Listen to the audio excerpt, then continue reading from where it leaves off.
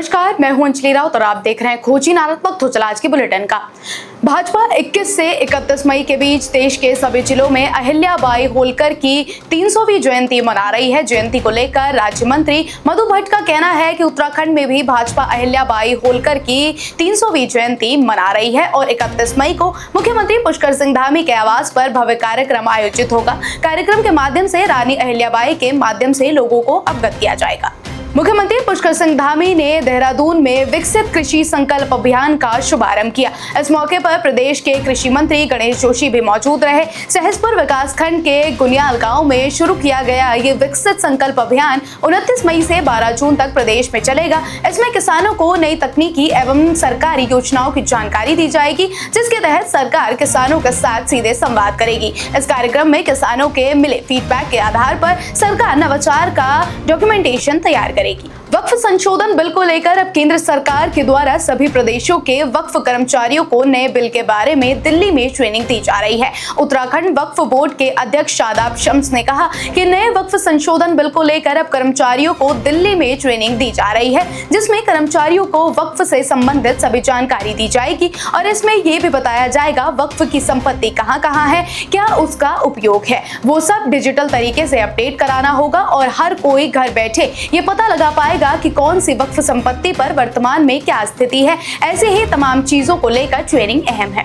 बहुचर्चित अंकिता भंडारी हत्याकांड मामले में कोटद्वार स्थित अपर जिला एवं सत्र न्यायालय शुक्रवार को फैसला सुनाएगी। अदालत के फैसले पर पूरे उत्तराखंड और देश के लोगों की निगाहें टिकी हैं। कोटद्वार में इसके लिए पुलिस प्रशासन की ओर से व्यापक सुरक्षा प्रबंध किए गए हैं। गढ़वाल मंडल के विभिन्न जनपदों से पुलिस फोर्स कोटद्वार बुलाई गई है। अदालत परिसर के बाहर की सड़कों पर बैरिकेडिंग लगाई गई है।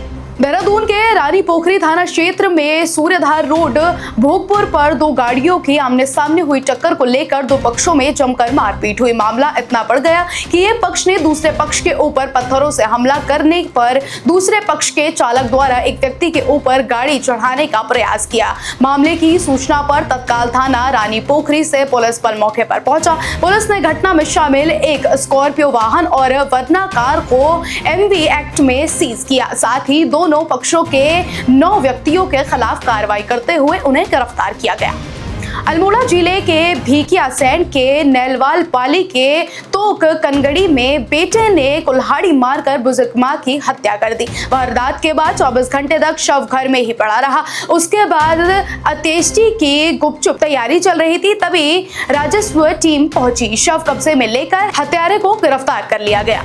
देहरादून में कोरोना का नया मामला सामने आया है। राजपुर के 70 वर्षीय बुजुर्ग जो दिल्ली से लौटे थे, कोरोना पॉजिटिव पाए गए हैं। उन्हें आरोग्य धाम अस्पताल में भर्ती किया गया है, जहां उनकी हालत स्थिर है। स्वास्थ्य विभाग ने लोगों से सावधानी बरतने और लक्षण दिखने पर तुरंत जांच कराने की अपील की है। राज्य में अब तक 11 मामले सामने आए हैं, 7 लोग ठीक हो चुके हैं।